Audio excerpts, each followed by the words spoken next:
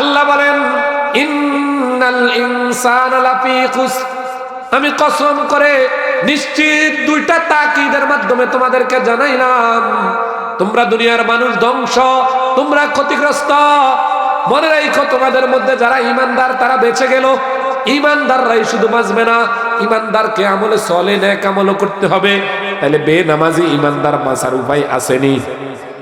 আপনি যদি বাঁচতে চান ঈমানদার আবার নামাজিও হতে হবে। আপনি বাঁচতে চান সুদও ছাড়তে হবে, আপনি বাঁচতে চান ঘুষও ছাড়তে হবে, আপনি বাঁচতে চান হালালও খেতে হবে, আপনি বাঁচতে চান পর্দাওয়ালা জিন্দেগি যাপন করতে হবে, আপনি বাঁচতে চান জবানের হেফাজত করতে হবে, আপনি বাঁচতে চান তো আল্লাহর বিধান অনুযায়ী আমলে সলেহ ওয়ালা হতে হবে। 3 নাম্বার ওয়াতাওয়াসাউ বিল হাক্কি, আল্লাহ সুবহানাহু ওয়া তাআলা বলেন তৃতীয় নাম্বার হইল শুধু নিজে ঈমান এনেছে আমলে সলেহ করেছে এতটুকুই হইলে হবে না, ওয়াতাওয়াসাউ বিল হাক্কি, পরস্পর একে অপরকে হকের দাওয়াত দিতে হবে, একে অপরকে সৎ আদেশ করতে হবে, অসৎ কাজ থেকে বাধা প্রদান করতে হবে।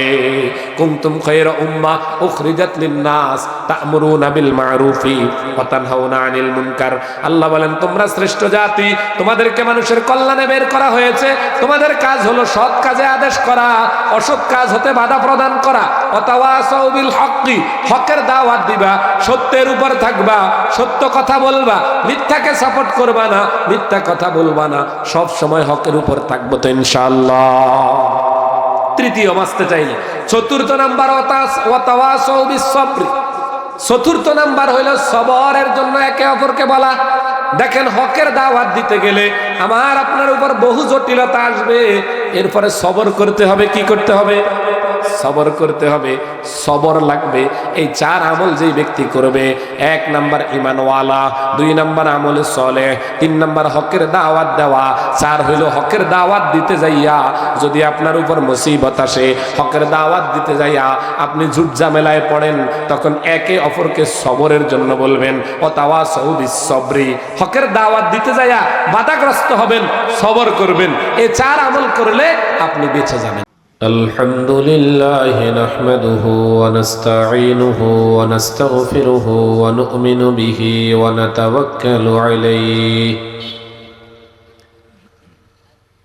ونعوذ بالله من شرور أنفسنا ومن سيئات أعمالنا من يهده الله فلا مضل له ومن يضلله فلا هادي له وأشهد أن لا إله إلا الله وحده لا شريك له وأشهد أن سيدنا ومولانا محمدا عبده ورسوله صلى الله تعالى عليه وعلى آله وأصحابه وبارك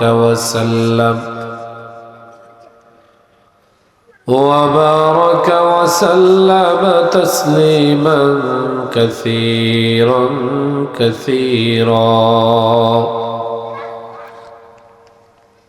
أما بعد فأعوذ بالله من الشيطان الرجيم.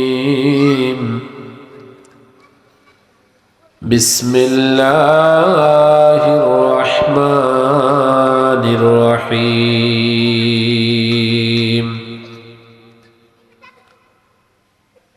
والعصر إن الإنسان لفي خسر إلا الذين آمنوا وعملوا الصالحات وتواصوا بالحق وتواصوا بالصبر. صدق الله مولانا العظيم.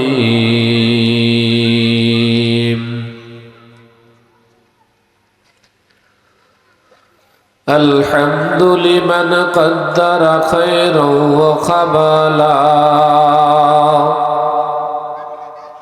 الحمد لمن قدر خيرا وقبلا والشكر لمن صور حسنا وجمالا الشكر لمن صور حسنا وجمالا فرد صمد عن صفة الخلق بريون فرد صمد عن صفة الخلق بريون رب أزلي خلق الخلق كمالا رب أزلي خلق الخلق كمالا لا شبه ولا مثل ولا كفو لمولى لا شبه ولا مثل ولا كفو لمولى لا والد لا ولد ولا عم وخالا لا ضد ولا ند ولا حد لمولى لا ضد ولا ند ولا حد لمولى الآن كما كان ولم يلق زوالا الآن كما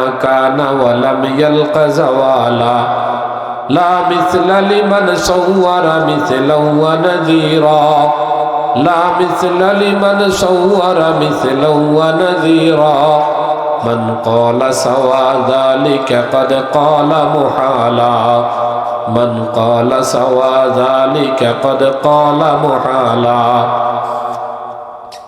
لا قبل ولا بعد ولا وقت زمانا لا قبل ولا بعد ولا وقت زمانا لا مانع لا حاجب لله تعالى لا مانع لا حاجب لله تعالى উত্তর আমানি লক্ষ্মীপুর হুসাইনিয়া মহিলা মাদ্রাসা ও যুব সমাজের উদ্যোগে আয়োজিত অধ্যকার বার্ষিক মাহফিলের মুহতারাম সদরে জলসা সম্মানিত সভাপতি,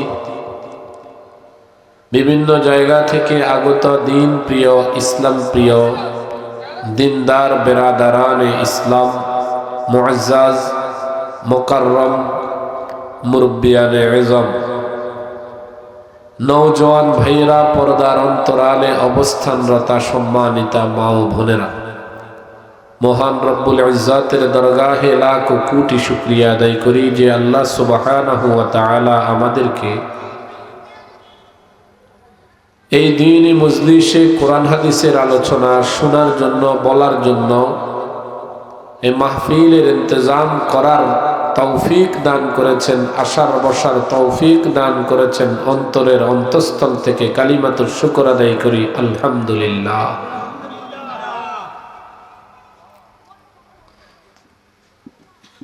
আমি আপনাদের সম্মুখে কোরআনুল কারীমের সকলের অতি পরিচিত ছোট্ট একখানা সূরা তেলাওয়াত করেছি, যে সূরার নাম হইল সূরাতুল আসর। সূরা আসরের তরজমার আলোকে কিছু কথা বলার চেষ্টা করব। আল্লাহ সুবহানাহু ওয়া তাআলা আমার জবান দিয়ে এমন কথা বের করুক যা আমার জন্য এবং আপনাদের জন্য, এই এলাকার মানুষের জন্য হেদায়েত ও নাজাতের জরিয়া হয়। আল্লাহ কবুল করেন, সবাই বলি আমিন।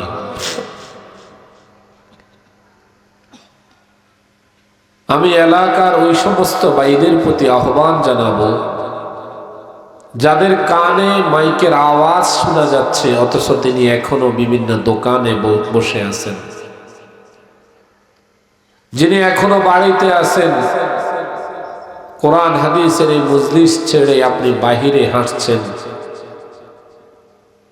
মনে রাখেন এই মাহফিল আপনার জীবনের শেষ মাহফিল হতে পারে।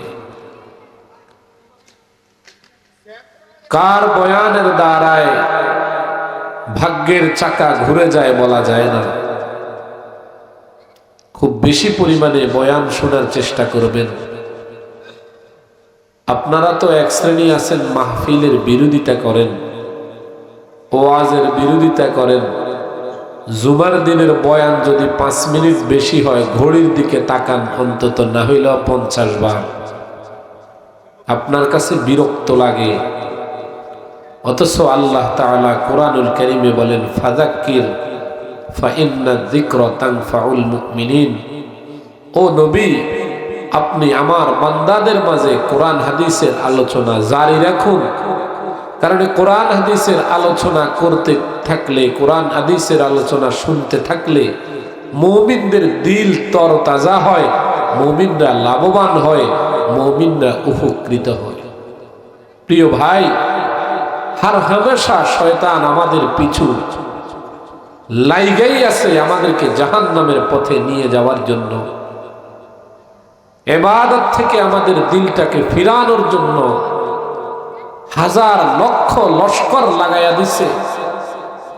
দিন থেকে আমাদেরকে দূরে সরিয়ে নেয়ার জন্য, রবের পথ থেকে আমাদেরকে দুনিয়ামুখী করার জন্য, জান্নাতের পথ থেকে আমাদেরকে জাহান্নামী করার জন্য, ঈমানদারদেরকে মুনাফিক আর বেঈমান করার জন্য হাজারো রকমের ইবলিসের পান আর মিশন চলছে অহর্নিশ। সেখান থেকে নিজেকে বাঁচাইয়া জান্নাতের পথে অটল অবিচল থাইকা দুনিয়ার জীবনটা কাটানো বড় কঠিন। এই কঠিন জীবন আমাদেরকে 60-70 বছরের জীবন যদি ভুল সিদ্ধান্তে চলে তো আখিরাতের লক্ষ কোটি অনন্ত অসীম অগণিত কালের হায়াত বরবাদ হয়ে যাবে। এটা আমাদের ফুজি, এটা দিয়ে আমরা আখিরাত সাজাতে হবে। আমাদের এই ফুজি যেন নষ্ট হয়ে যায়, বরবাদ হয়ে যায়, এজন্য আমাদের পিছনে অলওয়েজ শয়তান কাজ করতেছে। ইন্নাশ শাইতানা লাকুম আদুউম মুবিন। রব বলেন শয়তান তোমাদের প্রকাশ্য শত্রু। লা তাত্তাবিউ খুতুওয়াতিশ শাইতান।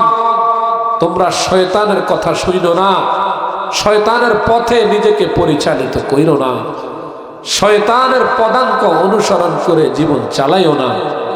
শয়তান যেদিকে চলতে বলে তুমি এর বিপরীত দিকে চলো। যারা এখনো দোকান পাটে আছেন, শয়তান আপনাকে দোকানে বসায় রাখছে, অথচ সে আপনার প্রকাশ্য দুশমন, আপনার জান্নাতে যাওয়ার পথে বাধা। যারা এখনো বাড়িতে আছেন, শয়তান আপনাকে বেরোতে দেয় না, অথচ সে আপনাকে জাহান্নামী হওয়ার জন্য, জাহান্নামী করার জন্য বহু কলা কৌশল করতে আছে। তাই অনুরোধ থাকবে, কোরআন হাদিসের বয়ান যেখানে হয় শুনবেন, এতে দিল তাজা হয়, গুনাহ থেকে মন ফিরার জন্য মন তৈরি হয়, আমল করার মানসিকতা তৈরি হয়। নবীজি সাহাবায়ে কেরামদেরকে কোরআন হাদিসের বয়ান করতেন। আজকে তো আমরা দরদ নিয়ে কোরআন হাদিসের বয়ান করিও না, দরদ নিয়ে কোরআন হাদিসের বয়ান শুনিও না, যার কারণে বলা শোনাতে আমাদের দিলের পরিবর্তন হয় না।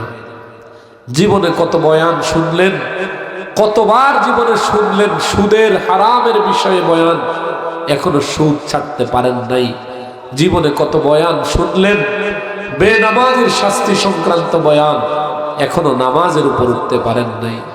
জীবনে কত বয়ান শুনছেন বেপরদা লাআনতের জিন্দেগি, এখনো পর্দার উপর উঠতে পারেন নাই। হায়াতে জিন্দেগির সময়কে নষ্ট করলে আল্লাহর দরবারে জবাব দিতে হবে। হাজারো বার এই কথা শুনেও জীবনের সময়গুলো নষ্ট করে দিচ্ছেন। বয়ান শুনেও আমল সম্ভব হয় না, এর কারণ বয়ান শুনতে হবে অন্তরের কান্দারায়, ইখলাসের নিয়তে। আল্লামা জালালউদ্দিন রুমি রাহিমাহুল্লাহ বলেন, হে দুনিয়ার মানুষ, কোরআন হাদিসের আলোচনা যখন তোমরা শুনো তখন একাগ্রতার সাথে খুব নির্বিঘ্নে অন্তরের কান দ্বারায় কোরআন হাদিসের কথা শুনিও। মাটির কান দ্বারা কোরআন হাদিসের কথা শুইনো না। মাটির কান দ্বারা কোরআন হাদিসের কথা শুনলে লাভ নাই। এ কারণে আপনারা যারা উপস্থিত আছেন,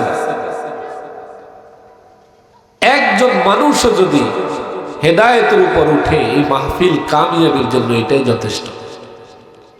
একজন মানুষও যদি এই মাহফিলের উসিলায় বেনামাজি লোকটা নামাজি হয়, এই মাহফিল কামিয়াবির জন্য এটাই যথেষ্ট। একজন মা বোনও যদি এই মাহফিলের উসিলায় পর্দাওয়ালি হয়ে যায়, তাই মাহফিল কামিয়াবির জন্য এটাই যথেষ্ট। আল্লাহ তাআলা এই মাহফিলের উসিলা কইরা আমাদের সমাজের বেনামাজিদেরকে নামাজি বানায় দেন। সবাই বলি আমিন। আমাদের সমাজের গুনাহগার, গুনাহ করনেওয়ালা লোকগুলোকে গুনাহ ছেড়ে দেওয়ার তৌফিক দান করেন। সবাই বলি আমিন। আমি যে সূরাটা পাঠ করেছি, রব্বুল আলামিন কসম করে বলতে আছেন, শপথ করে বলতে আছেন, যোগের কসম, সময়ের কসম করে বলতেছেন, ইন্নাল ইনসানা লাফি খুসর, নিশ্চিতভাবে মানুষ ধ্বংসের মধ্যে আছে, মানুষ ক্ষতিগ্রস্ততার মধ্যে আছে। আল্লাহ সুবহানাহু ওয়া তাআলা একটা কথা সাধারণভাবে বলে দিলেও সেটা সত্য এবং নিশ্চিত। যখন ওই কথাটা আল্লাহ কসমের মাধ্যমে বলেন, তখন ওই কথাটার দৃঢ়তা, ওই কথাটার তাকিদ, ওই কথাটার ওজন এর চাইতে অনেক বেশি বেড়ে যায়। আল্লাহ বলেন, শুধু যদি আল্লাহ বলতেন আল ইনসানু ফিল খুসর, এতটুকু বললেও এই কথা বুঝাইতো যে হে দুনিয়ার মানুষ, তোমাদের জীবন ক্ষতির মুখোমুখিতে আছে। কিন্তু আল্লাহ তাআলা এখানে অনেকগুলো তাকিদ দিয়েছেন। প্রথম আল্লাহ তাআলা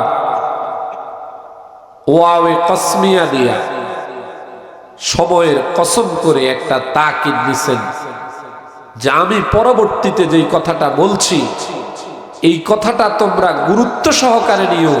ওয়াল আসর, আমি সময়ের কসম করে বলতেছি। ইন্নাল ইনসানা, এখানে আল্লাহ দ্বিতীয় তাকিদ নিয়েছেন হরফে মুশাব্বাহা বিল ফাইল দ্বারা, ইন্না শব্দ দ্বারায়। এরপরে আল্লাহ তাআলা আবার তাকিদ দিয়েছেন লাফি খুসর, লামে তাকিদ দিয়ে আল্লাহ তাআলা আবার বলতেছেন নিশ্চয়ই নিশ্চয়ই মানুষ ক্ষতিগ্রস্ততার মধ্যে আছে। খুব খেয়াল করেন, আমরা তো ভাবছি আমরা সফল, আমরা মনে করতেছি আমি যখন শিক্ষিত তো আমি সমাজে সফল মানুষ, আমি যখন ধনী তো আমি সমাজে সফল মানুষ, আমার ছেলে মেয়েগুলোকে যখন ইস্টাবলিশ করায় দিতে পেরেছি, মেয়েদেরকে বিয়ে দিলাম, ছেলেদেরকে বিদেশে পাঠালাম, অথবা ভালো চাকরির ব্যবস্থা হয়ে গেল, তো আমরা মনে করি আমরা সফল, আমরা ভালো আছি, তো আমরা সফল। অথচ আল্লাহ তাআলা তিনবার তাকিদ দিয়ে বলতেছেন যে আমি কসম করে বলতেছি অবশ্যই নিশ্চয়ই তোমরা ক্ষতিগ্রস্ততার মধ্যে আছো। দুনিয়ার হায়াতের সফলতা আসল সফলতা নয়। দুনিয়ার হায়াত দুঃখেও কাটে, সুখেও কাটে। পৃথিবীতে এমন কত মানুষ আছে জীবনে এক মুহূর্তের জন্য সুখ চোখে দেখে নাই, এমন লোক আছে না নাই? জীবনে একটা মুহূর্তের জন্য সুখ কাকে বলে চোখে দেখে নাই, তার জীবনও চলে গেছে, কবরে আছে।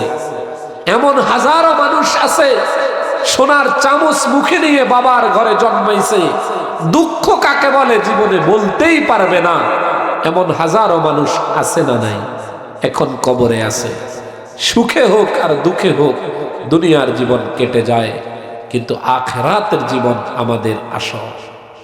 আল্লাহ তাআলা কোরআনুল কারীমে বলেন, ওয়ামা হাদিহিল হায়াতুদ দুনিয়া ইল্লা লাহউন ওয়া লাইব ওয়া ইন্নাদ দারাল আখিরাতা লাহিয়াল হায়াওয়ান লাউ কানু ইয়ালামুন। আল্লাহ তাআলা বলেন, হে দুনিয়ার মানুষ শুনো, তোমার দুনিয়ার হায়াতটা হলো ছেলে খেলার মতো। দুনিয়ার হায়াত ছেলে খেলার মতো, ছেলে খেলার মতো হায়াত। ওয়া ইন্নাদ দারাল আখিরাতা লাহিয়াল হায়াওয়ান, আখিরাতের হায়াত হইল আসল হায়াত, আখিরাতের জীবন হইল আসল জীবন, মৃত্যুর পরবর্তী জীবন হইল আসল জীবন। যদি তোমরা এই কথাটা বুঝতা, যদি তোমরা এই কথাটা উপলব্ধি করতা, তোমাদের দুনিয়ার হায়াতকে তোমরা আসল বানায়া ফেলেছ। অন্য আয়াতে রব্বুল আলামিন বলেন, বাল তুসিরুনাল হায়াতাদ দুনিয়া ওয়াল আখিরাতু খায়রু ওয়া আবকা। ও দুনিয়ার মানুষ, বরং তোমরা দুনিয়াকে প্রাধান্য দিচ্ছ, দুনিয়া তোমাদেরকে গ্রাস করে ফেলছে। তোমরা ভাবতেছ দুনিয়াই আমার জীবনের সব। না না না না রে বান্দা, ওয়াল আখিরাতু খায়রু ওয়া আবকা। আখিরাত দুনিয়ার চাইতে অনেক উত্তম, এবং আখিরাত হইল চিরস্থায়ী জিন্দেগি। দুনিয়ার হায়াত একদিন শেষ হয়ে যাবে, এই কথা সুনিশ্চিত। এটার মধ্যে কোনো ইখতিলাফ নাই, কোনো মতানৈক্য নাই। পৃথিবীর সব মানুষ এই কথার উপর একমত যে আমার দুনিয়ার এই হায়াত শেষ হয়ে যাবে। কিন্তু দুনিয়ার হায়াত শেষ হইলেই জিন্দেগি খতম না, দুনিয়ার হায়াত শেষ হওয়া মানে জিন্দেগি শুরু। রব্বুল আলামিন কুরআনুল কারীমে সূরা মুলক বলতেছেন, তাবারাকাল্লাযী বিয়াদিহিল মুলক ওয়া হুয়া আলা কুল্লি শাইইন কাদির আল্লাযী খালাকাল মাউতা ওয়াল হায়াতা লিয়াবলুয়াকুম আইয়ুকুম আহসানু আমালা। আল্লাহ তাআলা বলেন, আল্লাযী খালাকাল মাউতা, তিনি সেই সত্তা যিনি সৃষ্টি করেছেন মৃত্যুকে, ওয়াল হায়াতা, এবং সৃষ্টি করেছেন জীবনকে। মৃত্যুকে আগে বলছেন, জীবনকে পরে বলছেন। বলেন তো, জীবন আগে না মৃত্যু আগে? কথা বুঝেন, জীবন পরে মৃত্যু। কিন্তু আল্লাহ তাআলা সৃষ্টির ক্ষেত্রে আয়াতের বাচনভঙ্গি এমন বললেন কেন? মৃত্যুকে আগে বললেন, জীবনকে পরে বললেন।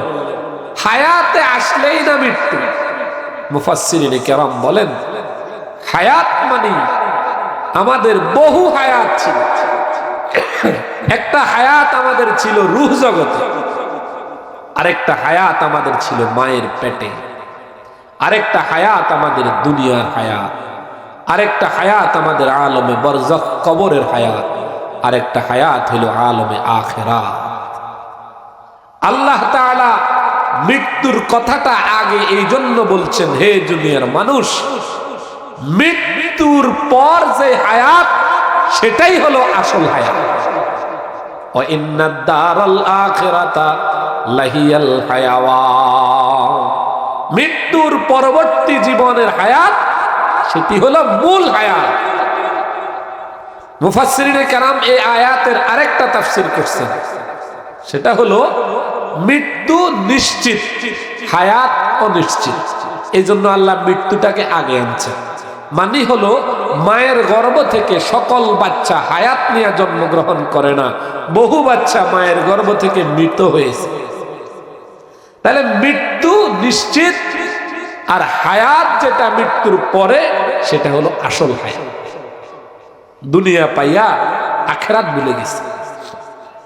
এজন্য আল্লাহ বলেন, ইন্নাল ইনসানা লাফি খুস। তিনটা তাকিদ দিয়েছেন, কসম করেছেন, নিশ্চিতভাবে আমরা মানুষ ক্ষতিগ্রস্ত। আখিরাতের তুলনায় আমরা বহু পিছিয়ে, বহু পিছিয়ে। দুনিয়ার ব্যবসা ইস্টাবলিশ হওয়া সফলতা নয়, দুনিয়াতে ধনী হওয়া সফলতা নয়। ধন আজ আছে কাল থাকবে না। এটা তো আল্লাহ তাআলা যাকে চায় তাকে দেবেন, আবার যাকে ইচ্ছা হয় নিয়ে যাবেন। এই তো আল্লাহ কোরআনুল কারীমে বলছেন, তুতিল মুলকা মান তাশাউ ওয়া তানজিউল মুলকা মিম্মান তাশাউ ওয়া তুইজ্জু মান তাশাউ ওয়া তুযিল্লু মান তাশাউ। আল্লাহ বলেন, যারা চাই তারে মুলকিয়ত দান করি, রাজত্ব দান করি, ধন দৌলত দান করি। ওয়া তানজিউল মুলকা মিম্মান তাশাউ, আবার আমি আল্লাহ চাইলে তার থেকে রাজত্ব আর ধন দৌলত ছিনাইয়া নিয়ে যায়। সকাল বেলার ফকির রে তুই, ধনী সন্ধ্যাবেলা। নদীরে কুল ভাঙে ও কুল ঘড়ে, নদীরে কুল ভাঙে ও কুল ঘড়ে, এই তো নদীর খেলা। সকাল বেলার ধনীর তুই ফকির সন্ধ্যা বেলা। সকালের ধনী সন্ধ্যার ফকির হয়ে যায়। এই পৃথিবী শাসন করতেছে আমেরিকা। তাদের একটা রাজ্য, অঙ্গরাজ্য ক্যালিফোর্নিয়াতে, লস অ্যাঞ্জেলেস এক শহর, আগুনের দাবানল জ্বলছে। হাজার কোটি কোটি মিলিয়ন বিলিয়ন ডলারের সম্পদ তছনছ হয়ে যাইতেছে। আগুন নিবানোর ক্ষমতা কারো। যে লোকটা সকালে হাজার কোটি টাকার মালিক ছিল, গোটা পৃথিবীর অর্থনৈতিক দিক থেকে দ্বিতীয় শহর হইল লস অ্যাঞ্জেলেস, আজকে সেখানে ছাই ছাড়া আর কিছু না। সকালের ধনী বিকেলের ফকির হয়ে গেল। এখানে দুনিয়ার মোহে পয়রা পাগল হয়ে গেছি আর ভাবতেছি আমি সফল। আমরা কেউই সফল না। আল্লাহ কসম করে বলতেছেন, ইন্নাল ইনসানা লাফি খুসর। হে দুনিয়ার মানুষ, তোমরা ক্ষতির মধ্যে আছো, তোমরা ধ্বংসের মধ্যে আছো। তোমাদেরকে যদি এই ক্ষতি থেকে বাঁচতে চাও, তোমরা যদি এই ধ্বংসাত্মকতা থেকে বাঁচতে চাও, তোমরা যদি সফল হতে চাও, তোমাদেরকে চারটি কাজ করতে হবে। কয় কাজ? আল্লাহ বলেন চার শ্রেণীর মানুষ এই ক্ষতিগ্রস্ততা থেকে বেঁচে যাবে। চার শ্রেণীর মানুষ এই ধ্বংস থেকে বেঁচে যাবে। এর বাহিরে যারা থাকবে, তোমরা নিশ্চিত জেনে রাখো, আমি রব কসম করে বলছি, তোমরা ধ্বংস ধ্বংস ধ্বংস। আল্লাহ বলেন এক নাম্বার, ইল্লাল্লাযীনা আমানু। দুনিয়াতে মানুষের সংখ্যা হলো 800 কোটির বেশি। মানুষের সংখ্যা কত? 800 কোটিরও বেশি। এর মধ্যে ইল্লাল্লাযীনা আমানু, ধ্বংস থেকে বেঁচে যাবে ওই সমস্ত মানুষগুলো যারা ঈমান এনেছে।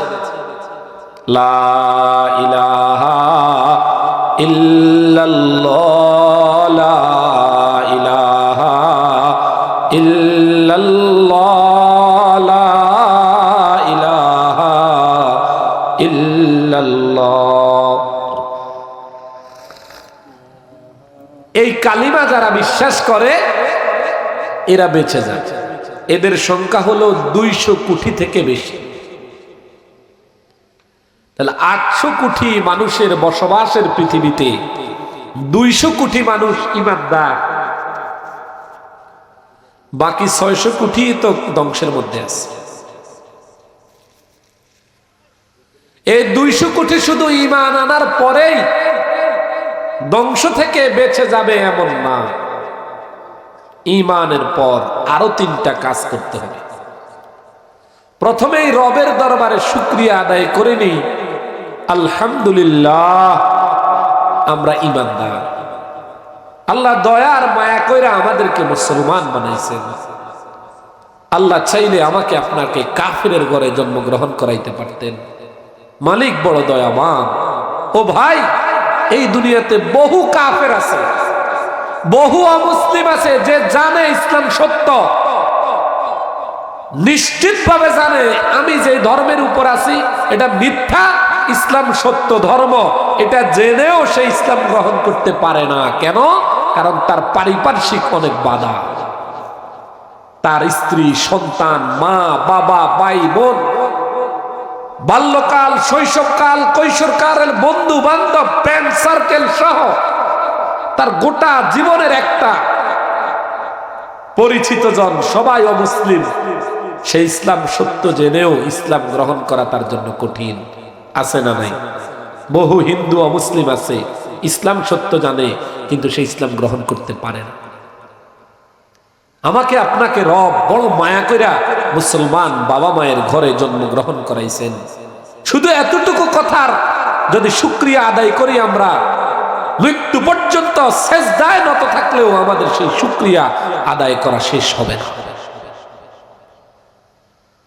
মালিকের দরবারে বড় শুকরিয়া আদায় করি যে আল্লাহ আমাদেরকে মুসলমান বানাইছেন। আল্লাহ বলেন ইল্লাল্লাযীনা আমানু, নিশ্চিত ক্ষতিগ্রস্ততা থেকে বেঁচে যাবে যারা ঈমানদার। ঈমানদারদের দ্বিতীয় নম্বর কাজ ওয়া আমিলুস সলিহাত, নেক আমল করা। কি করা? ঈমানদারের সংখ্যা কত বলছি পৃথিবীতে? 200 কোটি। নেককারের সংখ্যা বড় কম।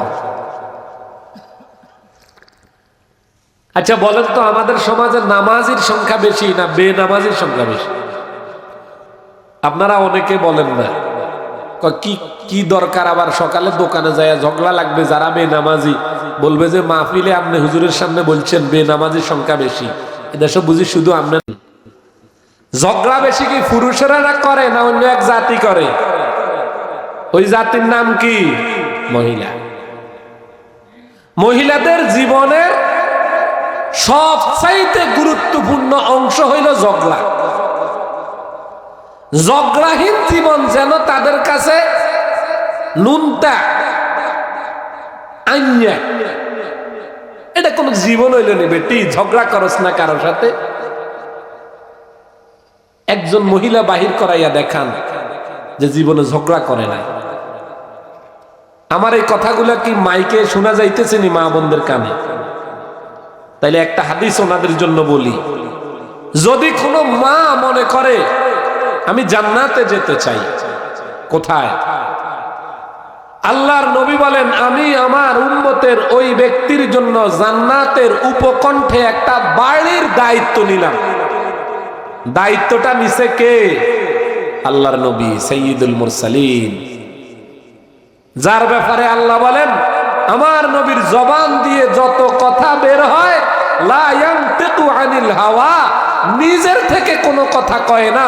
ইন হুয়া ইল্লা ওয়াহয়ুন ইউহা, আমি রব যা বলতে বলি তাই বলে।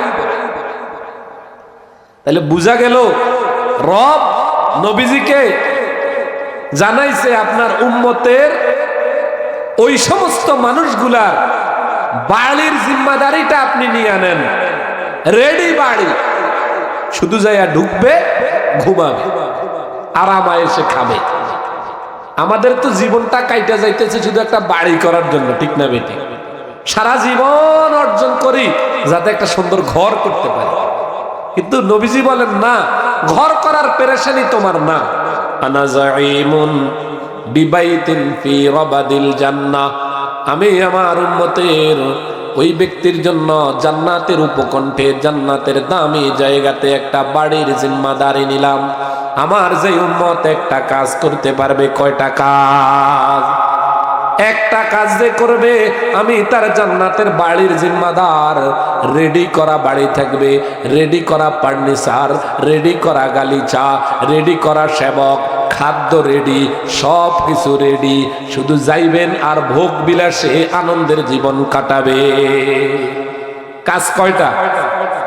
নবীজি বলেন মান তারাকাল মিরাআ ওয়া ইন কানা মুহিক্কান, আমার উম্মতের যেই ব্যক্তি ঝগড়াঝাটি পরিহার করে, যদিও ঝগড়ার ক্ষেত্রে সে সত্যের উপর আছে, সত্যের উপর আছে জেনেও ওই জান্নাতের বাড়ির আশায় ঝগড়া করে না। আল্লাহর নবী বলেন আমি আমার এই উম্মতের জান্নাতের বাড়ির জিম্মাদার। ঝগড়া করেন না, যতদূর সম্ভব ঝগড়া বাদ দিবেন। আপনি পুত্রবধূ জানেন যে আপনার শাশুড়ি আপনাকে অযথা গালমন্দ করতেছে, ওই জান্নাতের বাড়ির আশায় চুপ থাকেন। মৃত্যুর পর জান্নাতের বাড়িটা আপনাকে বুঝাইয়া দেওয়ার জিম্মাদারি নিয়েছেন সাইয়্যিদুল মুরসালিন সাল্লাল্লাহু আলাইহি ওয়াসাল্লাম। অনেকে আছেন মুরব্বি হয়ে গেছেন। মুরব্বি হয়ে গেলে আপনাদের কাজ হইল দুইটা। কয়টা? একটা হইল দোকানে বসে সময় কাটাইবেন, আর হইল ঝগড়া করবেন। এটা আপনারা নিজেদের কাজ বানাইয়া নিছেন, রুটিন করা কাজ। দোকানে বসি 2-5 ঘন্টা সময় কাটাবে আর ঝগড়া করবে, এটা বাধ্যতামূলক করে নিছেন। আরেকটা আছে অপশনাল, কেউ করেন কেউ করেন না, সেটা হইল বিড়ি খাওয়া। দোকানে বসবেন, ঝগড়া করবেন, বিড়ি খাইবেন, কথা বলি, সময় নষ্ট করবেন। এই দায়িত্ব নিয়ে আপনাদেরকে আল্লাহ পাঠাইছে, জোরে বলেন ঠিক না বেঠিক? এটা আপনাদের জিম্মাদারি না। আপনারা যারা বয়স হয়ে গেছে, এখন আপনার রিজিকের জিম্মাদারি আপনার ছেলের কাঁধে। চোখ দুইটা বন্ধ করে চিন্তা করেন তো, আল্লাহ আপনাকে এত আরামে কেন রাখলেন? আপনার বয়সী বহু মানুষ রিক্সা চালক, আপনাকে আল্লাহ মায়া করে, এই জন্য আপনাকে অবসর করে দিছে। আল্লাহ চায় আমার বান্দা জান্নাতে যাক। গোটা জীবন সংসারের গ্লানি টানতে টানতে নামাজটুকু পড়ার সুযোগ পায় নাই, হালাল হারামের চিন্তা করার সুযোগ পায় নাই, ইবাদতের খবর ছিল না। সংসার মেইনটেইন করতে যায়া হায়াতের 50 বছর আমার বান্দা কাটায়া দিল, আর 10টা বছর হায়াত তার আছে। দেখি আমার বান্দা এই 10টা বছর ইবাদত কইরা অতীত জীবনের গুনাহগুলো মাফ করায়া নিজের জান্নাতের উপযুক্ত করতে পারে কিনা। আল্লাহ এই আশায় বান্দাকে সুখের সময় দিছে, আর বান্দা বৈশা বৈশা কয় সময় যেন কাটে না, তাই ক্যারাম বোর্ড খেলে। অথচ আল্লাহ বসে রয়েছে, ফিরে আসো বান্দা, ফিরে আসো আমার দরবারে, ফাফিরু ইলাল্লাহ, বাজা বাজা। আল্লাহ কয় ফিরে আসো বান্দা, এই দরগাহে মা দরগাহে না উম্মীদ নিস, সদবার আগার তওবা শিকস্তি বাজা। কয় এমন দরবার আমার, 100 বার যদি তওবা করি আবার গুনাহ করো, বান্দা আমি হাজির, তুমি আসলে মাফ করে দিন। হাদিসে আছে আল্লাহ প্রতিদিন দিনের বেলায় কুদরতি হাতকে এভাবে মেলে দুনিয়ার মানুষকে বলে, ওরে আমার বান্দা, রাত্রিবেলায় গুনাহ করেছ, রাত্রিবেলায় মালিকের নাফরমানি করেছ, দিবসে আমি তোমাকে মাফের ঘোষণা দিতেছি, ফিরে আয় বান্দা, ফিরে আয়, তাওবা করলে আমি তোর রাত্রির গুনাহ মাফ করে দেব।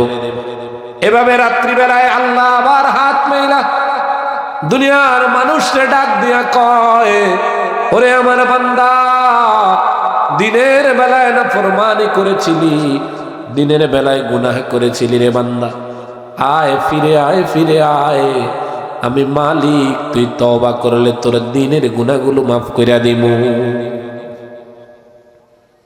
তাইলে আল্লাহ মুরব্বীদের হায়াতটাকে অবসর কইরা দিছে অতীতের গুনাহ মাফ করাইয়া নেয়ার জন্য, অতীতের নামাজগুলো কাজা করার জন্য। জবানটাকে এত পরিমাণ নাফাক করছে গালিগুলোজ করতে করতে, এখন বাকি হায়াতটা জিকিরে কাটায়া যাতে অতীতের গুনাহ মাফ করাইয়া নিতে পারে। আপনারা যারা আমার বাবার বয়সী আছেন, বলেন তো আপনারা কি আল্লাহর দেয়া সেই গনিমতকে কাজে লাগাইতেছেন? লাগাইতেছেন? তাইলে আমাদের বাঁচার জন্য আল্লাহ বলেন 4টি কাজ করতে হয়। এক হইল ক্ষতিগ্রস্ততা থেকে বাঁচতে হলে ঈমান আনতে হয়, ঈমানের পর আমলে সালেহ করতে হয়। নেক আমল, আমাদের নেক আমল কম না বেশি? জোরে বলেন, কম না বেশি? কম। সমাজে বেনামাজির সংখ্যা বেশি, নেককারের সংখ্যা বেশি। নেক আমল কাকে বলে?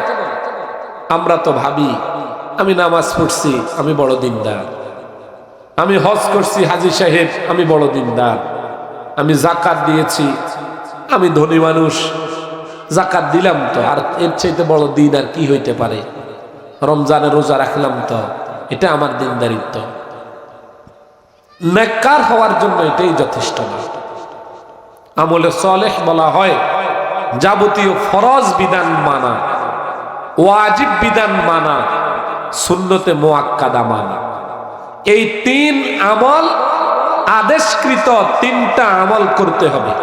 যত আদেশ আছে ফরজ সব মানতে হবে, যত আদেশ আছে ওয়াজিব সব মানতে হবে, যত আদেশ আছে সুন্নতে মুআক্কাদা সব মানতে হবে। আর 3টা কাজ পরিহার করা, যত হারাম নিষিদ্ধ পরিহার করতে হবে, যত নাজায়েজ কাজ নিষিদ্ধ পরিহার করতে হবে, যত মাকরুহে তাহরিমি নিষিদ্ধ পরিহার করতে হবে। তিনটা কাজ আদিষ্ট করা, তিনটা কাজ নিষিদ্ধ পরিহার করা, এই 6 কাজ যে করতে পারবে, করাটাকে করবে, পরিহারটা বাদ দিবে, ওই ব্যক্তি হইল নেককার, আমলে সালেহ করে নেন। আজকে আমরা নেককার হইতে পারি নাই ভাই, অথচ আমরা যদি বাঁচতে চাই ক্ষতিগ্রস্ততা থেকে, ওয়ামিলুস সলিহাত, আমাদেরকে আমলে সালেহ করতে হবে। নেক আমলে আমল নামাটা ভারী করতে হবে, গুনাহের কাজ ছেড়ে দিতে হবে। ধরে ধরে গুনাহের কাজ ছেড়ে দিন। জীবনটা চালাচ্ছি বরফের চাকার মতো, আমার আপনার হায়াত চলে যাইতেছে। সময়ের কসম আল্লাহ কেন বলছেন এই সূরায় জানেন? মানুষের পৃথিবীর সবচাইতে দামি সম্পদ হলো সময়।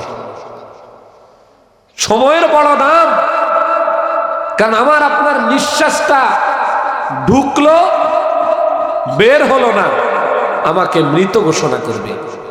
নিঃশ্বাসটা বের হলো, ঢুকলো না, মৃত ঘোষণা করা হবে। খেয়াল করেন তো, একটা নিঃশ্বাস বের হইতে 1 সেকেন্ড সময় লাগে, 1 সেকেন্ডও সময় পুরা লাগে না যেই নিঃশ্বাস। তাহলে এই নিঃশ্বাসের দাম কত? একটা সেকেন্ডের দাম কত? আমি আপনাদেরকে আরো সহজে একটা উদাহরণ দিই।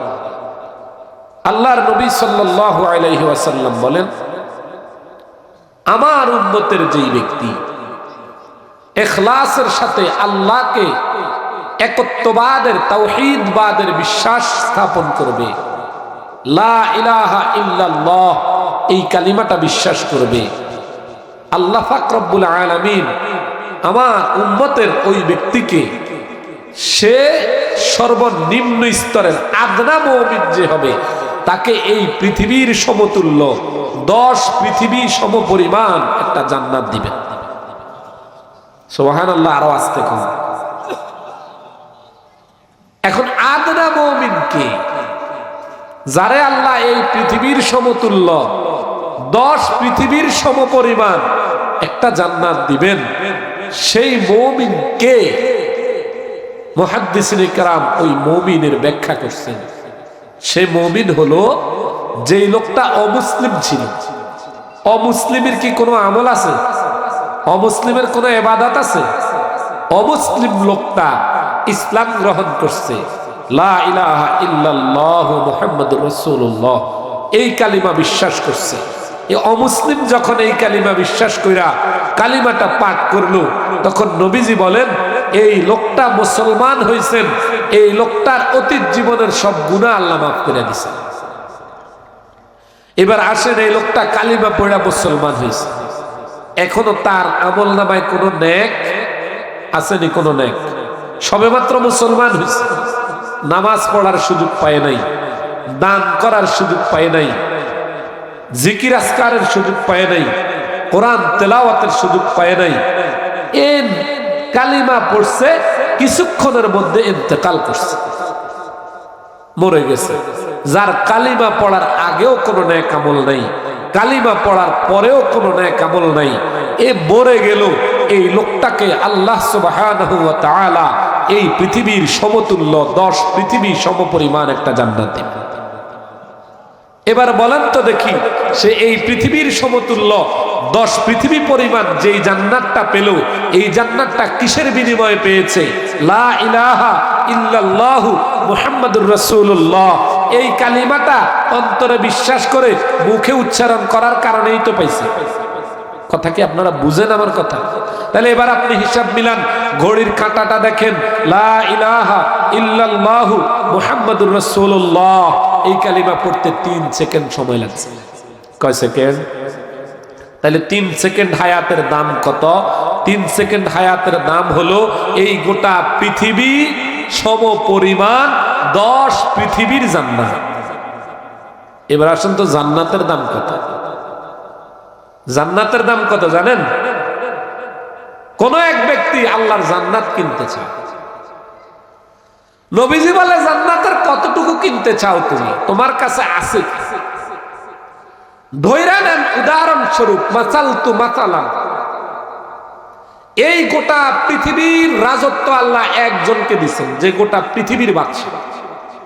বাংলাদেশ, ভারত, পাকিস্তান শুধু উপমহাদেশ নয়, সূর্য যে জায়গায় উদিত হয়, আসমান যেখানে আছে, পৃথিবীর পূর্ব থেকে পশ্চিম, উত্তর থেকে দক্ষিণ, জলভাগ, স্থলভাগ, পাহাড়, পর্বত, নদী, নালা, মরুপ্রান্ত, জমিনের উপরে যত বসতি আছে, আসমান পর্যন্ত গোটা পৃথিবীর মালিক একজনকে মালিক বানাইলেন আল্লাহ। বানানোর পর সে এই পৃথিবীটা বিক্রি করবে, বিক্রি করে যে টাকাটা পাবে, নবীজি বলেন এই টাকা দিয়া তুমি জান্নাতের একটা লাঠি পরিমাণ জায়গাও কিনতে পারবা না। লাঠি পরিমাণ জায়গা মানে আমাদের মুরব্বীরা যে লাঠি ব্যবহার করে, লাঠিটা জমিনে গাড়ালে লাঠির নিচে কতটুকু জায়গা থাকে, এতটুকুই থাকে। আল্লাহর নবী বলেন মাউজাউ সাউতিন ফিল জান্নাহ খায়রুম মিনাদ দুনিয়া ওয়া মা ফিহা। ও দুনিয়ার মানুষ, যেই জান্নাতে যাওয়ার আশা করতেছো তোমরা, ইবাদতহীন আমলহীন জিন্দেগি নিয়া মনে মনে ভাবতেছো আমার মৃত্যুর পর আমার যদি মসজিদের পাশে দাফন করা হয় আমি তো জান্নাতি, আমার যদি এক খতম কোরআন শরীফ হুজুররা 10 জনে যায়া পড়ে আমি তো জান্নাতি, এটাই তো মনে করতেছে। রমজান মাসে যদি বাবার জন্য একবার খানা খাওয়াইয়া দিই আমি তো জান্নাতি। নবীজি বলেন যে জান্নাতের আশা তোমরা করতেছ আমলহীন জিন্দেগি নিয়া, জানো সেই জান্নাতের দাম কত? মাউজাউ সাউতিন ফিল জান্নাহ খায়রুম মিনাদ দুনিয়া ওয়া মা ফিহা। এই গোটা দুনিয়া বিক্রি করেও জান্নাতের লাঠি পরিমাণ জায়গা কিনার সামর্থ্য কারো না। গোটা দুনিয়া বিক্রি কইরা জান্নাতের এক ডিসিম নেই না, এক লাঠি রাখার জায়গা। স্কয়ার ফিট হিসাব করলে 3 ইঞ্চি হওয়া কঠিন, 2-3 ইঞ্চি জায়গা কিনতে পারবেন না। এখন আপনার কাছে মনে হইতে পারে হুজুর এটা কেমন কথা বলতেছেন, জান্নাত কি এত দামি যে আমি জান্নাতের লাঠি পরিমাণ জায়গাও কিনতে পারবো না?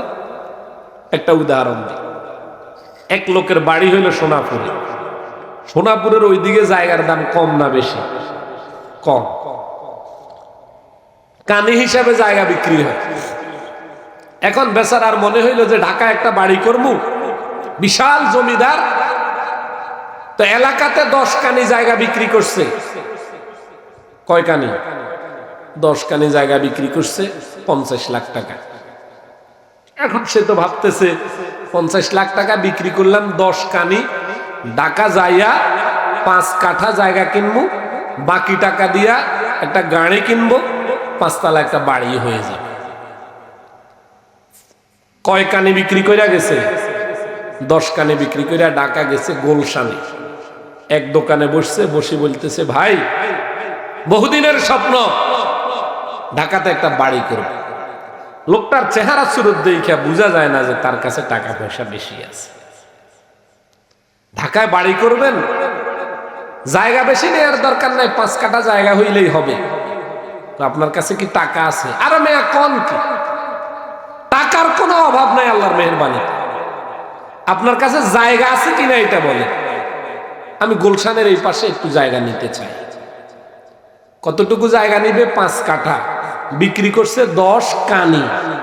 লোকটা কথা তো বলারই কথা, আমি 5 কাঠা জায়গা নেব, দাম কত আসতে পারে? 5 কাঠার কথা বলতে পারি না, প্রতি কাঠা হইল 5 কোটি টাকা। কত? এ কি আছে না মারা গেছে? 50 লাখ নিয়ে আসলো 10 কানি বিক্রি কইরা। এ কয় 5 কাঠা কথা না, প্রতি কাঠা 5 কোটি টাকা। কি কয় এটা?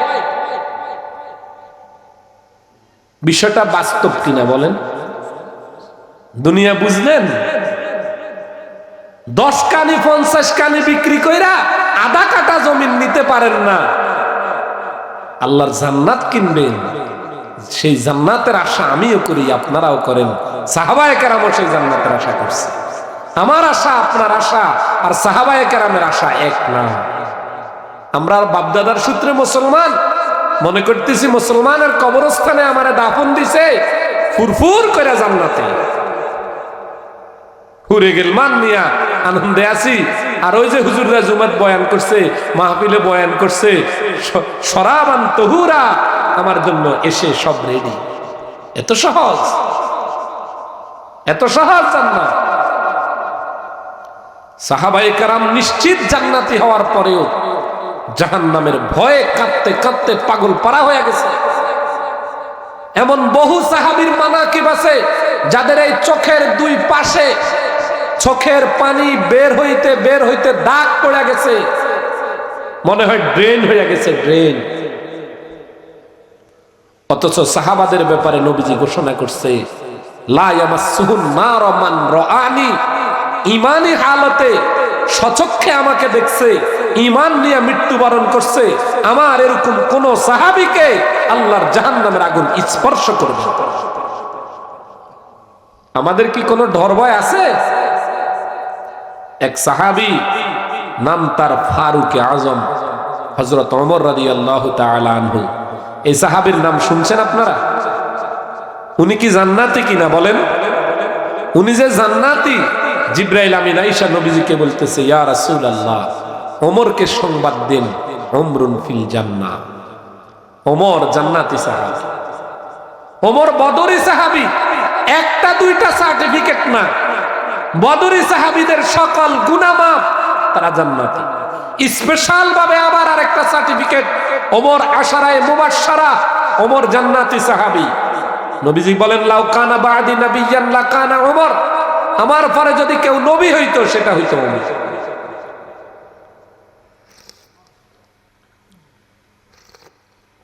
এত সার্টিফিকেট পাওয়ার পরেও জাহান্নামের ভয় দিলে কেমন ছিল জানেন?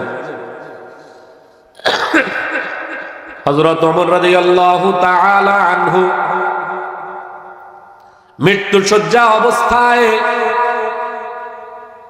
ডাক্তার বলে দিয়েছেন, আমিরুল মুমিনিন, আপনার হায়াত বোধহয় আর বেশি নাই, কবরের দিকে যাত্রা মনে হয় যে কোনো সময় হয়ে যেতে পারে।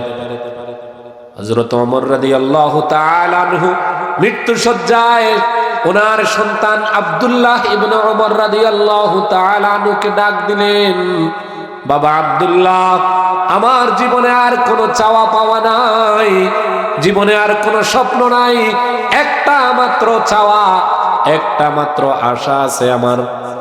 সন্তান জিজ্ঞাসা করে, বাবা আশাটা কি? হযরত ওমর বলেন, আমার জীবনের আশা হইল আমার মৃত্যুর পর আমার কবরটা আমার নবী এবং সিদ্দিকে আকবরের পাশে যেন হয়। বাবা আব্দুল্লাহ সিদ্দিকে আকবর রাদিয়াল্লাহু তাআলা আনহু আর নবীজির পাশে আমার কবর হওয়ার জন্য আম্মা জান আয়েশা থেকে অনুমতি নিতে হবে। কারণ আম্মা জান আয়েশা নবীজির স্ত্রী, সিদ্দিকে আকবরের মেয়ে, সকল মুমিনদের মা। আমি যতদূর জানি নবীজির পাশে আর সিদ্দিকে আকবরের পাশের কবরটা উনি ওনার নিজের জন্য রেখেছেন। আব্দুল্লাহ, তুমি আমার পক্ষ থেকে আম্মা জান আয়েশার কাছে যাও, যায়া আম্মা জান আয়েশাকে আমিরুল মুমিনিনের সালাম নয়, বলবে, ওগো আম্মা জান, আপনার সন্তান ওমর ইবনুল খাত্তাব আপনার কাছে সালাম পৌঁছাইছে, আর আপনার কাছে একটা আরজি পেশ করছে। আরজিটা হইল, ওমর মৃত্যুবরণ করার পর তার কবরটা যেন সাইয়্যিদুল মুরসালিন আর সিদ্দিকে আকবরের পাশে দেওয়ার জন্য তার মনের একটা আকুতি। আপনি যদি অনুমতি দেন তাইলে ওমরের শেষ ইচ্ছা হিসাবে ইচ্ছাটা পূরণ হবে। সন্তান আব্দুল্লাহ হযরত আম্মা জান আয়েশা রাদিয়াল্লাহু তাআলা আনহার কাছে গেলেন, যায়া বললেন, আম্মা জান আয়েশা গো, আপনার সন্তান ওমর ইবনুল খাত্তাব সালাম পৌঁছাইছেন, আর তার জীবনের শেষ একটা আরজি আপনার কাছে পেশ করার জন্য বলেছেন। আর যেটা হইল, আপনি অনুমতি দিলে ওনার দাফনটা নবীজির পাশে আর সিদ্দিকে আকবরের পাশে হবে। আম্মা জান আয়েশা বলেন, আব্দুল্লাহ, আমার দীর্ঘদিনের আকাঙ্ক্ষা ছিল আমার কবরটা আমার প্রাণের স্বামী সাইয়্যিদুল মুরসালিন আর আমার কলিজার টুকরা বাবা সিদ্দিকে আকবরের পাশে যেন হয়, কিন্তু আজকে আমি আমার সেই মনের আশাটাকে হযরতে ওমরের জন্য ছেড়ে দিলাম। যাও হযরত ওমর রে যাইয়া কইও আম্মাজান অনুমতি দিয়েছেন হযরতে ওমরের দাফন হবে নবীজি আর সিদ্দিকে আকবরের পাশে। সন্তান এসে খবর দিল আব্বাজান অনুমতি গ্রহণ করা হয়েছে। হযরত ওমর রাদিয়াল্লাহু তাআলা আনহু বললেন তাহলে হযরত হুযাইফারে ডাক দাও। হযরত হুযাইফা হইলেন নবীজির একজন সাহাবী, যার কাছে আল্লাহর নবী মুনাফিকদের লিস্টটা দিয়া গেছেন। নবীজির কাছে একদিন জিবরাইল আলাইহিস সালাম আইসা একটা লিস্ট দিছেন, ইয়া রাসূলুল্লাহ আপনার উম্মতের এরা মুনাফিক, এরা ছদ্মবেশে মুসলমানের দাবিদার, কিন্তু এদের দিলে ইসলাম নাই, এদের দিলে কোরআন নাই, এদের দিলে কোরআনের মোহাব্বত নাই, এরা মুনাফিক। সেই যুগে যেরকম মুনাফিক ছিল এই যুগেও হাজার হাজার মুসলমান মুনাফিক আছে। আপনারা তো ভাবেন আমরা সব কিছু রাজনৈতিক কারণে বলি, না না না, সব বিষয়কে রাজনৈতিকতার দিকে নিয়েন না। আপনি মুসলমান অথচ আপনার দিল চায় না আল্লাহর জমিনে আল্লাহর দ্বীন বাস্তবায়ন হোক। আপনি মুসলমান অথচ আপনি খেলাফা প্রতিষ্ঠার পক্ষে না। আপনি মুসলমান, আপনি কুফরি মতবাদ নিয়ে জীবন যৌবন ক্ষয় করে দিতে আছেন। আপনি মসজিদের সভাপতি ভাই, আপনি মাদ্রাসার সভাপতি, অথচ আপনি সেকুলারিজমে বিশ্বাসী, আপনি ন্যাশনালিজমে বিশ্বাসী, আপনি ডেমোক্রেসিতে বিশ্বাসী। আপনি ভাবতেছেন হুজুরেরা রাজনৈতিক কারণে খেলাফা চায়, অথচ আল্লাহর কোরআন আমাদের প্রত্যেকটা মুসলমানকে আল্লাহর জমিনে আল্লাহর দ্বীন বাস্তবায়নের নির্দেশ দেয়। ঠিক না বেটি? নামে মুসলমান হইয়েন না, হাতে পায়ে ধরে বলি এই কথাগুলা একদিন আপনাদের বুঝে আসবে, আফসোস করা ছাড়া কিচ্ছু লাভ হবে না।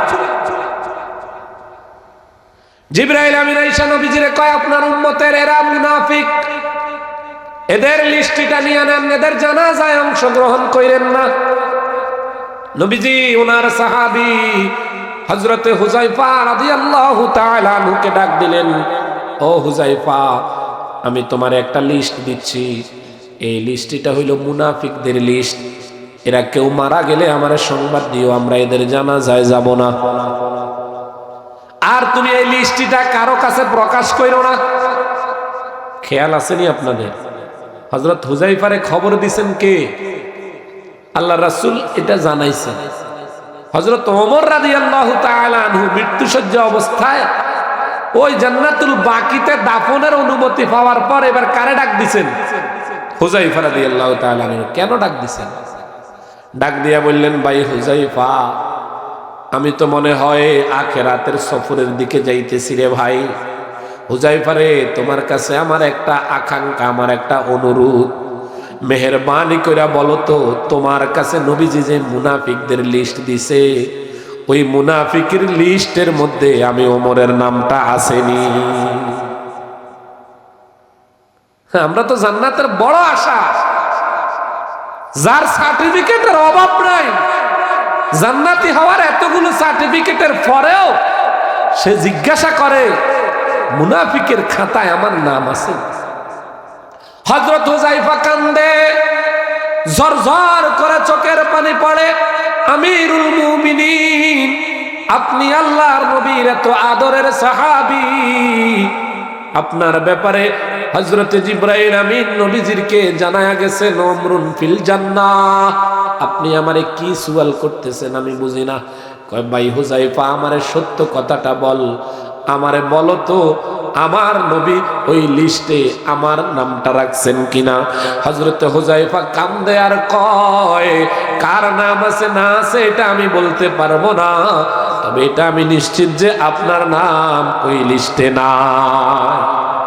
হযরত ওমর রাদিয়াল্লাহু তাআলা আনহু কথা শুনে ছেলে আব্দুল্লাহকে ডাক দিলেন, বাবা আব্দুল্লাহ, এরে আব্দুল্লাহ এখনো আমার দিলের ভয় কাটে নাই, আমি মরে গেলে আমার জানাজায় খোঁজ নিয়ে দেখিও হুযাইফা আমার জানাজায় আসছে কিনা। যদি দেখো হুযাইফা আমার জানাজায় নাই তাইলে মনে রাখো আমার নামটা মুনাফিকের খাতায় আছে। যদি দেখো হুযায়ফা আমার জানাজায় আছে, তাইলে আম্মা জান আয়েশা থেকে আবার অনুমতি নিয়ে আমার দাফনটা নবীজির পাশে দিও। আর যদি দেখো হুযায়ফা আমার জানাজাতে নাই, তাইলে আমি ওমরের কোনো অধিকার নাই নবীজির পাশে আর সিদ্দিকে আকবরের পাশে শায়িত হওয়ার। সাধারণ মুসলমানদের কবরস্থানে আমার দাফন দিয়া দিও। दुनिया की अदालत में तेरे नाम रहेगा, दुनिया की अदालत में तेरे नाम रहेगा, फारूक तेरे नाम से इस्लाम रहेगा, फारूक तेरे नाम से इस्लाम रहे। अल्लाह ताआला अन्हुर नाम থাকবে, ইসলাম তাদের নামের উপর থাকবে। কিন্তু এরপর মনে ভয়, বড় ভয়, আমি জানি আল্লাহর জাহান্নাম থেকে বাঁচতে পারবো কিনা। অথচ আমাদের কোনো ভয় নাই, আমাদের কোনো পেরেশানি নাই, দিব্যি আনন্দে দুনিয়ার জীবনটা কাটাইতে আসি। রবের নাফরমানিতে সকাল কাটাইতেছি, দুপুর রাত্র কাটাইতে আসি। হালাল হারামের কোনো তোয়াক্কা করি না, হালাল উপার্জন করতেছি না হারাম উপার্জন করতেছি। সুদ ঘুষের ব্যাপারে কোনো চিন্তা নাই, ব্যবসাটাকে বৈধ করার কোনো চিন্তা নাই, মালিক পক্ষকে ঠকানোর ব্যাপারে খুব চিন্তা রাখি, শ্রমিককে ঠকাইয়া ধনী হওয়ার ফিকির করি, আরেকজনের টাকা মাইরা দেওয়ার ধান্দায় জীবনটা গড়াইতে আসি। আমি হাজি হইয়া গেলাম, গাজী হইয়া গেলাম, অথচ আল্লাহর নাফরমানি আমার সারাটা জীবনের রন্ধ্রে রন্ধ্রে আল্লাহর নাফরমানি। ঠিক না বেটি? ওয়া আমিলুস সালিহাত। যদি বাঁচতে চান প্রিয় ভাই, দ্বিতীয় নাম্বার কাজ হলো আমলে সালেহ করা। নেক আমল ছাড়া আমার আপনার দুনিয়ার জীবনের 2 পয়সাও কোনো দাম নাই। গুনাহ করছেন, গুনাহ থেকে ফিরে আসেন, তওবা করেন, এখন ওয়াদা করেন আজ থেকে আর জীবনে গুনাহ করব না, সব সময় নেক আমল করব, গুনাহ ছাইড়া দেব। আল্লাহর কাছে কান্নাকাটি কইরা গুনাহ থেকে মাপ চাইয়া আগামী জীবনে গুনাহ মুক্ত জীবন গঠন করতে রাজি আছি তো ইনশাআল্লাহ। গুনাহ ছেড়ে দিতে হবে। গুনাহ যদি না ছাড়েন, অপরাধ যদি না ছাড়েন, আল্লাহর নাফরমানি যদি না ছাড়েন, আখিরাতের জীবনে কামিয়াব হওয়ার কোনো পথ নাই। কার জন্য করতেছেন দুনিয়া? এই দুনিয়া যার জন্যই যাই করেন না কেন, আপনার এই দুনিয়ার জীবন একদিন শেষ হবে। তাই আপনাকে দিনদার, মুত্তাকি, পরহেজগার, আল্লাহওয়ালা হয়ে যেতে হবে। আল্লাহর ভয় দিলে রেখা আখিরাতের জীবন কাটাতে হবে।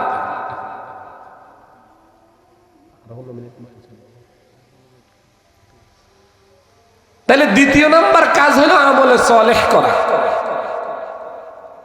বেনামাজি যারা আছেন নামাজ পড়বেন, সুদের সাথে যারা জড়িত আছেন মেহেরবানি করে সুদ ছাইড়া দেন। সুদের চাইতে বড় কোনো গুনাহ নাই। কোরআনুল কারীমে সুদের ব্যাপারে বলা হয়েছে, যারা সুদ ছাড়ে না এরা যেন আল্লাহ এবং আল্লাহর রাসূলের সাথে যুদ্ধের ঘোষণা দেয়। তাফসীর ইবনে কাসিরে আছে, কিয়ামতের ময়দানে সুদখোরদেরকে ফেরেশতারা ডাক দিবেন, হে সুদখোরেরা কই তোমরা? সবাই এক জায়গায় আসবে, বলবে রেডি হও, তোমাদের অস্ত্র শস্ত্র নিয়ে রেডি হও, তোমাদের সাথে আল্লাহর আজকে যুদ্ধ হবে। কি ভাবেন?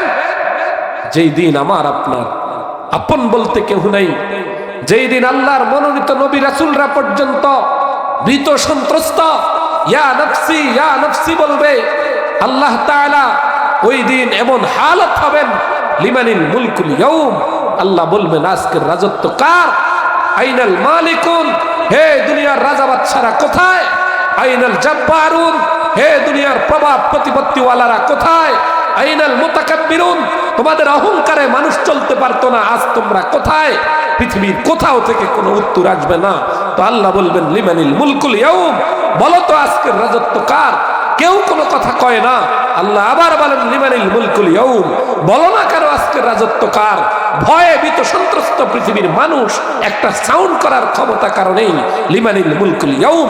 3 নম্বর বার বলবেন, আল্লাহ নিজেই বলবেন লিল্লাহিল ওয়াহিদিল কাহ্হার, আজকের রাজত্ব একত্ববাদ সেই আল্লাহর, যিনি আজকের জন্য কাহ্হার।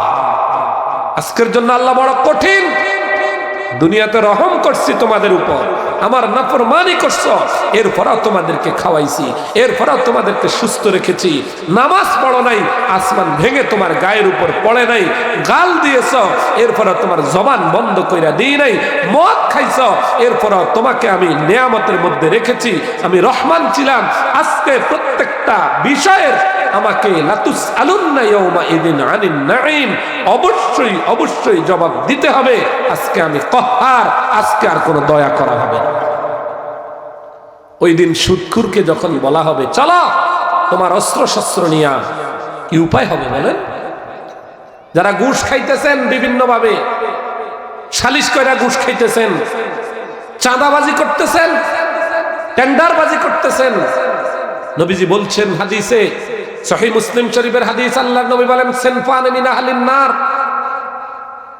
দুই দল মানুষ জাহান্নামী, লাম আরাহুমা, আমি এদেরকে দেখি নাই, এরা কিয়ামতের আগে আবির্ভূত হবে। এদের মধ্যে এক শ্রেণী হলো সন্ত্রাস, যারা সন্ত্রাসী করবে, মানুষের উপর অত্যাচার করবে, চাঁদাবাজি করবে, খুন খারাপি করবে। আল্লাহর নবী বলেন এরা মিন আহলিন নারি, জাহান্নামের অধিবাসী হবে এরা। লা ইয়াদখুলনাল জান্নাতা ওয়ালা ইয়াজিদনা রিহাহা, জান্নাতে তো যাবে না, জান্নাতের ঘ্রাণও তাদের নাকে ঢুকবে না। খবরদার প্রিয় ভাই, আখিরাতের ফিকির দিলে রাখেন। আমাদের দুনিয়ার হায়াতই আসল না, দুনিয়ার রাজত্বই আসল না। যারা যেই গুনার সাথে আছেন ছেড়ে দেন, নামাজি জিন্দেগি গঠন করেন, পর্দাওয়ালা জীবন গঠন করেন, হালাল খাওয়ার জীবন গঠন করেন, মা বোনরা দিনদার হওয়ার ফিকির করেন। ওয়ামিলুস সলিহাত, নেক আমল, এটা আমাদের আমল নামাকে ভারী করবে। আজকে তো আমাদের নেকের কোনো দাম নাই, সওয়াবের কোনো দাম নাই। অনেকেই কয় হুজুর এত সওয়াব দিয়া কি করবেন? কোন কি কোন সওয়াব দিয়া কি করবেন? আপনার কত সওয়াব আছে, আপনার কত সওয়াব। কিয়ামতের ময়দানে আল্লাহ সুবহানাহু ওয়া তাআলা যদি আপনার 100 বছরের ইবাদতকে, 100 বছরের ইবাদত আল্লাহ বিনিময়ে শুধু আপনার দেহের একটা চোখের বিনিময়ে চায়, শেষ হয়ে যায়। বলেন তো আপনারা এখানে কে আছেন যাকে কেউ বলল আমার 50 বছরের ইবাদত তোমাকে দিয়ে দেব, তোমার 2টা চোখ আমাকে দাও, দিবেন কেউ? কথা বলেন। তাইলে 2 চোখের কাছে আপনার 50 বছরের ইবাদতের কোনো দামই তো নাই, থাকলে তো দিতেন। কিয়ামতের ময়দানে রব যখন বলবে বান্দা ধরে নাও তুমি 100 বছর ইবাদত করেছ, তোমার 100 বছরের ইবাদত আমাকে তুমি দিলা। আমি যে তোমার দেহে অনেকগুলো অঙ্গ প্রত্যঙ্গ দিলাম, তোমার হাজার নিয়ামতের ভিতরে ডুবাইয়া রাখলাম রে বান্দা। তোমার 100 বছরের ইবাদতের বিনিময়ে দুনিয়াতে তো তোমারে কেউ একটা চোখ দিতে রাজি হয় নাই। ধরো আমি তোমার 100 বছর হায়াতের বিনিময়ে তোমারে 2টা চোখই দিয়া দিলাম, তাইলে তোমারে দিলাম 2টা চোখ, তুমি আমারে দিলা 100 বছরের হায়াত। আমার বাকি অঙ্গ প্রত্যঙ্গের বিনিময়ে তুমি আমারে কি দিবা? দাও। আছে নাকি কিছু? আছে? সুম্মা লাতুসআলুন্না ইয়াউমা ইযিন আনিন নাঈম। রব বলেন প্রতিটা বিষয়ের হিসাব কিয়ামতের ময়দানে দিতে হবে। তাই আমার আপনার এই দুনিয়ার জীবনকে আমরা আমলমুখী জিন্দেগি করে কাটাবো। সওয়াব বলেন যে এত সওয়াব দিয়ে করব কি? অনেক সওয়াবের প্রয়োজন রে ভাই, বেগণিত সওয়াবের প্রয়োজন, বেহিসাব সওয়াবের প্রয়োজন। সওয়াব কাকে বলে এই কথাটা বুঝে নেন। সওয়াব হইল আখিরাতের মুদ্রার নাম হইল সওয়াব। দুনিয়াতে মুদ্রা ছাড়া পৃথিবীর কোন রাষ্ট্রে আপনি চলতে পারবেন না। বাংলাদেশে টাকা ছাড়া চলা যাবে, সৌদি আরবের রিয়াল ছাড়া চলা যাবে, পৃথিবীর সবগুলারে মুদ্রা বলা হয়, কিন্তু মুদ্রার রাষ্ট্রভেদে মুদ্রার নাম আলাদা হয়। বাংলাদেশের মুদ্রার নাম হইল টাকা, সৌদি আরবের মুদ্রার নাম হইল রিয়াল, আমেরিকার মুদ্রার নাম হইল ডলার, কুয়েতের মুদ্রার নাম হইল দিনার, ইন্ডিয়ার মুদ্রার নাম হইল রুপিয়া। রাষ্ট্রভেদে মুদ্রা চেঞ্জ হয়, নাম চেঞ্জ হয়। বাংলাদেশ থেকে যাইয়া সৌদি আরবে যদি টাকা দেন তারা নিবনি? হ্যাঁ, আমেরিকা থেকে এক লোক আইছে আমার দেশে, পান খানেওয়ালা পান দোকানদারকে $1 দিছে, মানবনি? হ্যাঁ, পান দোকানদার বলবে আমারে 5 টাকা দাও, তোমার ডলারের আমার প্রয়োজন নাই, এটা আমার কাছে 2 পয়সার দামও নাই। অথচ ডলার দিয়ে পৃথিবী চলে, পান দোকানদারে কয় 2 পয়সার দামও নাই। ও প্রিয় ভাই, দুনিয়াতে মুদ্রার নাম চেঞ্জ হয় রাষ্ট্রভেদে। আমার আপনার হায়াত শেষ হয়ে যখন কবরে যাব, সেখানেও মুদ্রা, সেই মুদ্রার নাম হইল সওয়াব। দুনিয়াতে যেরকম মুদ্রা ছাড়া বাংলাদেশে টাকা ছাড়া চলা যায় না, আমেরিকাতে ডলার ছাড়া চলা যায় না, ভারতে পাকিস্তানের রুপিয়া ছাড়া চলা যায় না, আমি আপনি আখিরাতের জীবনেও সওয়াব ছাড়া চলা সম্ভব হবে না। এখানে সওয়াব কমের দরকার না বেশির দরকার? খুব বেশি পরিমাণে নেক আমল করবেন। আল্লাহ বলেন ইন্নাল ইনসানা লাফি খুসর, আমি কসম করে নিশ্চিত 2টা তাকিদের মাধ্যমে তোমাদেরকে জানাইলাম, তোমরা দুনিয়ার মানুষ ধ্বংস, তোমরা ক্ষতিগ্রস্ত। মনে রাখো, তোমাদের মধ্যে যারা ঈমানদার তারা বেঁচে গেল। ঈমানদাররাই শুধু বাঁচবে না, ঈমানদারকে আমলে সলে নেক আমলও করতে হবে। তাহলে বেনামাজি ঈমানদার বাঁচার উপায় আসেনি? আপনি যদি বাঁচতে চান ঈমানদার, আবার নামাজিও হতে হবে। আপনি বাঁচতে চান সুদও ছাড়তে হবে, আপনি বাঁচতে চান ঘুষও ছাড়তে হবে, আপনি বাঁচতে চান হালালও খেতে হবে, আপনি বাঁচতে চান পর্দাওয়ালা জিন্দেগি যাপন করতে হবে, আপনি বাঁচতে চান জবানের হেফাজত করতে হবে, আপনি বাঁচতে চান তো আল্লাহর বিধান অনুযায়ী আমলে সলেহ ওয়ালা হতে হবে। 3 নাম্বার ওয়াতাওয়াসাউ বিল হাক্কি। আল্লাহ সুবহানাহু ওয়া তাআলা বলেন, 3য় নাম্বার হইল শুধু নিজে ঈমান এনেছে, আমলে চলে করেছে, এতটুকুই হইলে হবে না। ওয়াতাওয়াসাউ বিল হাক্কি, পরস্পর একে অপরকে হকের দাওয়াত দিতে হবে, একে অপরকে সৎ আদেশ করতে হবে, অসৎ কাজ থেকে বাধা প্রদান করতে হবে। কুনতুম খায়রা উম্মাহ উখরিজাত লিন-নাস তা'মুরুনা বিল মা'রুফি ওয়া তানহাউনা আনিল মুনকার।